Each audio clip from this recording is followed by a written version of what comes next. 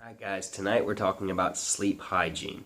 Sleep hygiene is any type of practice or routine that you have that's conducive to deep sleep, falling asleep faster, waking up more refreshed. It's anything that you do to help prepare you for bed. You see Gracie settling in behind me. She's already practicing some sleep hygiene there. So I'm going to show you some of the things that I personally do that help me sleep better. And if you're spending any time in the gym and you have any fitness goals, you understand that recovery is an important part of that. And the biggest part of recovery is sleeping. You need to sleep, and you need to sleep deeply, and you need to sleep for a while. So I'm going to show you some things that I do. Hopefully some of these work for you, so that you can try to develop some type of sleep hygiene practice for yourself. So believe it or not, my sleep hygiene cycle, or my routine that I go through, actually starts at 2 p.m. in the afternoon.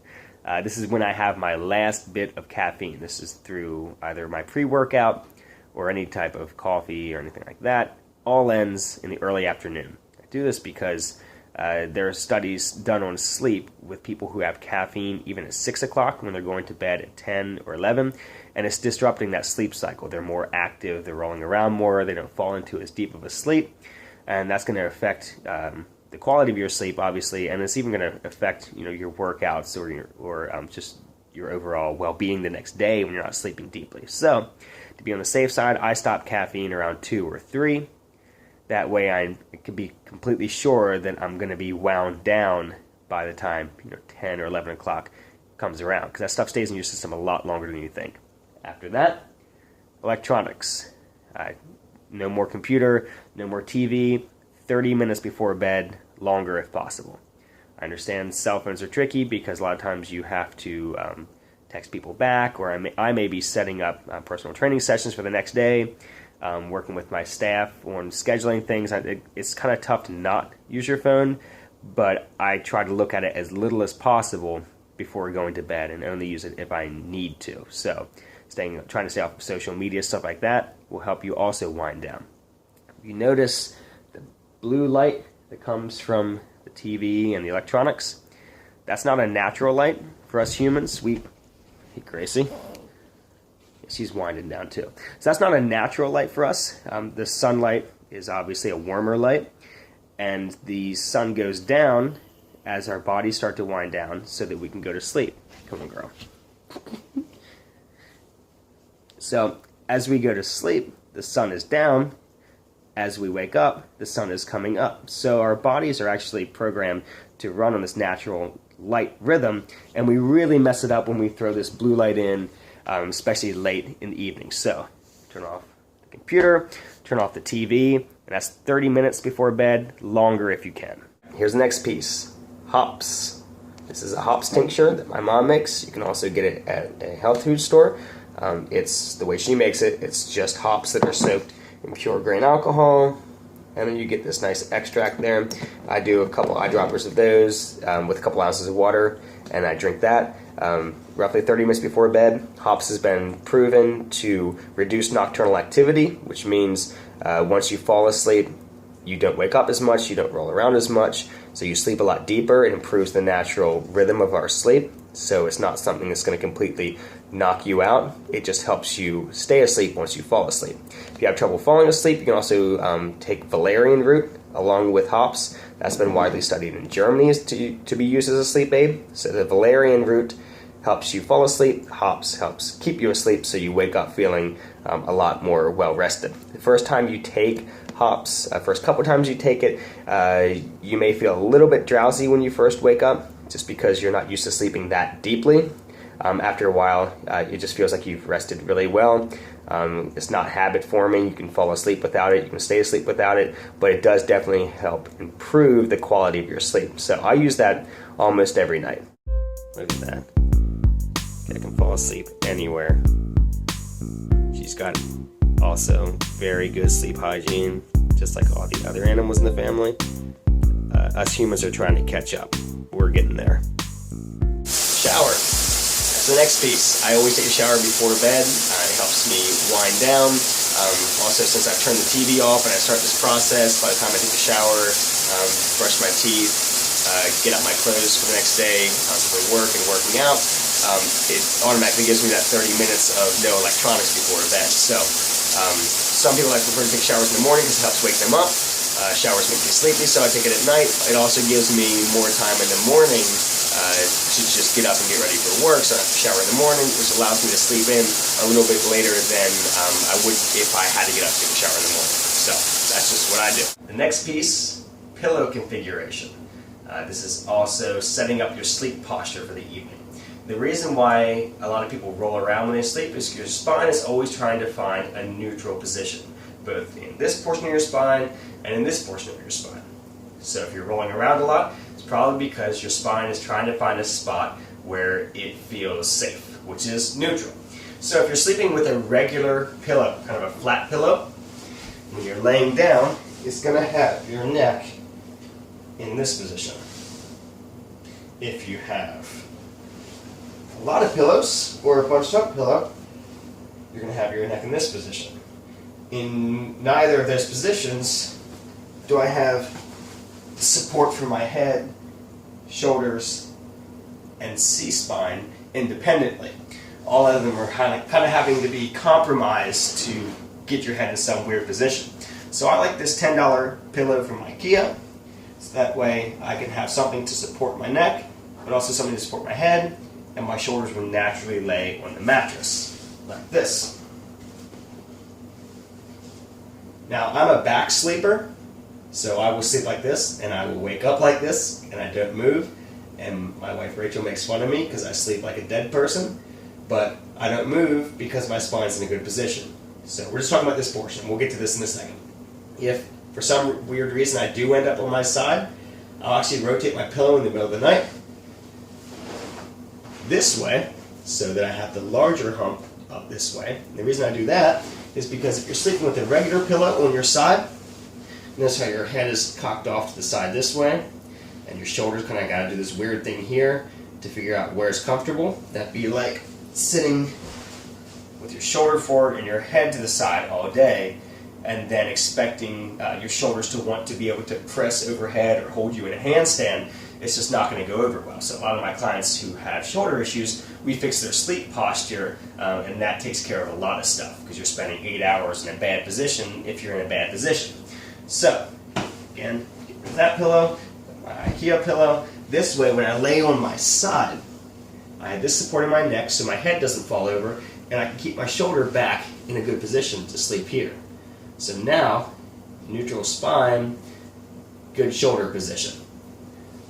So that takes care of the upper portion of my spine. For the lower portion, you'll notice if I'm laying flat, even with a good pillow up here, with my legs out straight, like it would be on a mattress while I'm sleeping, I have this overextension of my lumbar spine now.